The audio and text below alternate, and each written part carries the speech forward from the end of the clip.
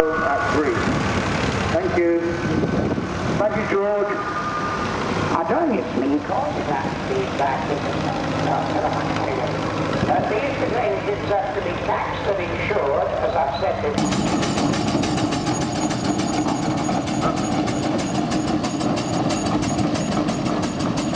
This again is a very typical Aveling roller. Avelings of all the various steam engine manufacturers, Avelings were probably the most prolific manufacturer.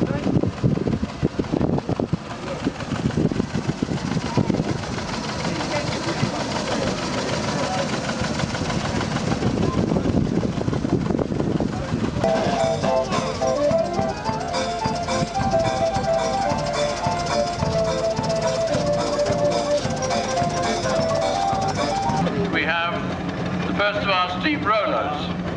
This is a Fowler steam roller from Leeds and is owned by the Shipton family, and I'm not quite sure which one legally owns it at the moment. As vehicles got heavier, particularly after the First World War, when lots of government surplus vehicles came on the market, and that really began to spell the death knell of the steam engine, because they were so cheap and the army was selling them off, and they appealed to people because, of course, inevitably being a diesel engine, they could be started, and they were the sort of Pickfords of the day. In fact, Pickfords even had some themselves.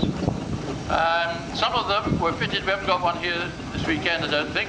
Some of them were actually fitted with cranes on the front. They were sort of steam equivalent of the high-ab, if you know what a high-ab is.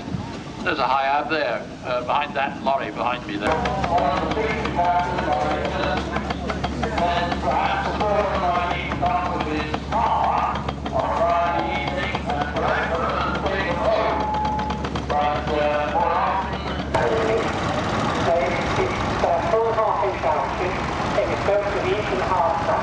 Internal combustion engine and the tractor, direct tractor ploughing, took over, and that was the end of those. But they lasted right through until the 1930s, and some lasted even after that, doing a very specialised job of dredging lakes on big estates. So you had a very special bucket that was pulled back and forward to drag the silt and the reeds and the rubbish out the bottom of the lakes.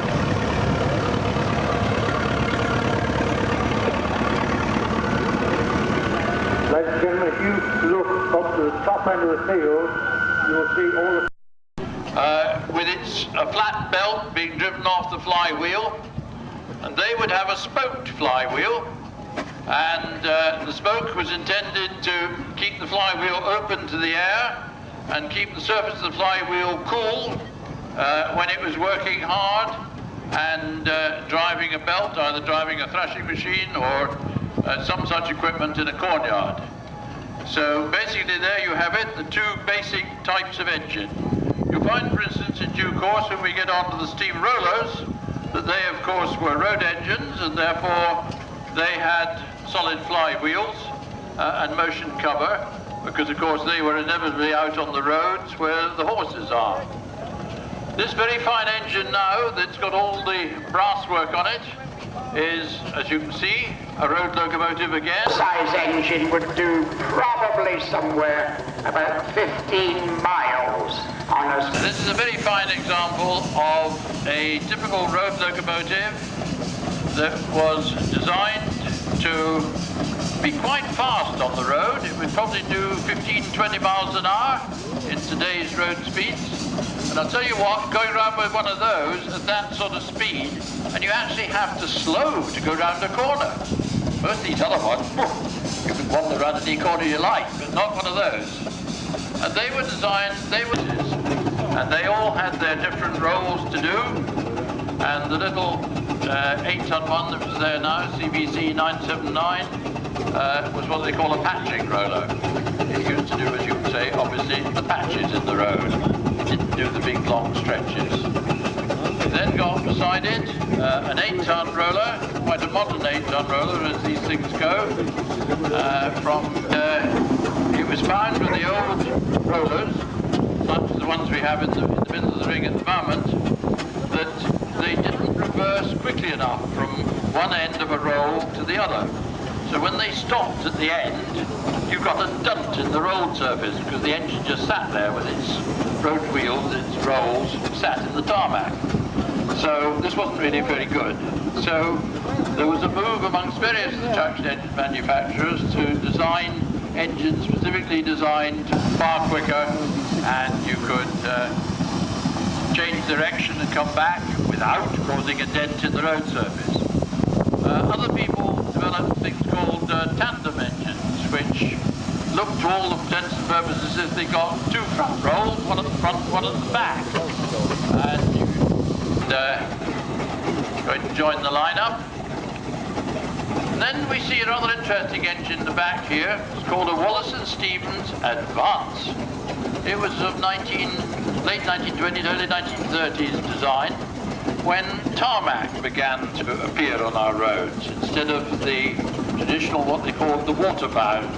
Waterbound roads were just with a flat belt being driven off the flywheel, and they would have a spoked flywheel, and the spoke was intended to keep the flywheel open to the air and keep the surface of the flywheel cool when it was working hard and driving a belt, either driving a thrashing machine or some such equipment in a cornyard. So basically there you have it, the two basic types of engine. You'll find, for instance, in due course when we get on to the steam rollers, that they of course were road engines, and therefore they had solid flywheels and motion cover, because of course they were inevitably out on the roads where the horses are. This very fine engine now that's got all the brass work on it is, as you can see, a road locomotive again. And who owned the engine at the time, a gentleman called Arthur Napper, challenged a friend of his to see which was the best engine and the fastest. And of course, inevitably, as they were talking in a pub, the beer talked, and the first race was born. This engine won the first race, and the loser was not content with that, so he challenged them to a rematch. Unfortunately, he also lost the rematch. So there it is, the first engine right at the dawn of traction engine rallies and public admiration. I was running mine at a steam rally, and a rather haughty woman came up to me with two youngsters, and she said, "Go on, get on, because some of those snotty-nosed kids do. Not so much as a fine with me." So she sat them on, and I took them for a run round, and when they came back, I said, "Off you get," and she said, "Don't you feel embarrassed?" I said, "Why should I feel embarrassed?" She said, "Well, a man of your age playing with toy trains."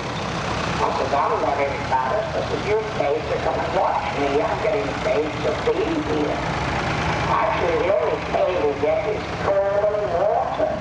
And we get either a brass plant or a mug. Anyway, let's hear a bit more about this engine." So actually, it's a 4.5 inch. So I stand corrected. And so this is your...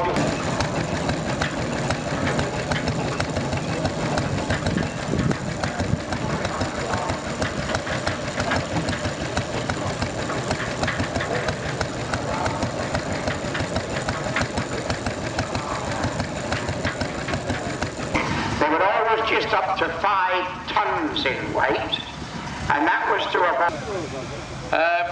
As I think is usual on these occasions, if some of you would like to come into the ring to take some photographs, we've